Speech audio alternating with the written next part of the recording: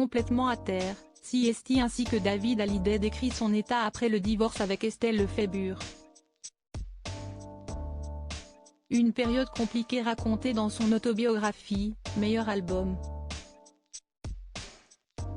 Ils se sont mariés le 15 septembre 1989, et ont formé une famille par la suite avec la naissance de leurs 2 filles, Ilona, née le 17 mai 1995 et Emma, née le 13 septembre 1997. Fous d'amour et fort d'une ressemblance incroyable, comme frères et sœurs, David Hallyday et Estelle Lefébure ont connu un coup de foudre dès le premier instant.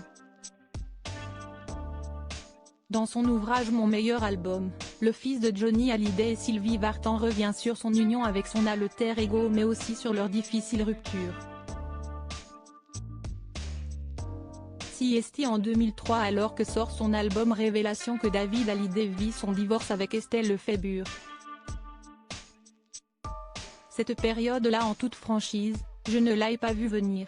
D'un autre côté, qui peut dire en se mariant, qu'il est en train de prévoir son divorce? Tout commence donc toujours par une phrase, lâchée un soir dans la lumière tamisée de la cuisine, et si on faisait un break? En politique, ils appellent ça un moratoire, dans les affaires un délai de réflexion, on sait toujours comment ça finit, partage le chanteur de 57 ans. Puis, il continue, et pourtant, on n'est pas mieux préparé à la séparation qu'à coup de foudre. David Hallyday complètement à terre après le divorce, il va alors retrouver son indépendance, et vivre une période agitée. Mais cette rupture nécessaire selon ses mots, a été très douloureuse.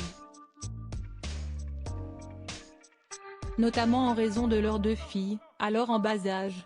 David Hallyday écrit, « Au-delà de notre séparation avec Estelle, j'avais la sensation de divorcer de mes propres enfants. Ce fut terrible. Mes filles représentent tout pour moi, et l'idée qu'un autre homme puisse un jour partager leur vie me martyrisait le cœur et me mettait complètement à terre. Heureusement, fort d'un amour réciproque, mais aussi pour leurs filles, l'interprète de 100% et Estelle Lefébure ont réussi leur divorce et n'ont jamais perdu ce lien si particulier.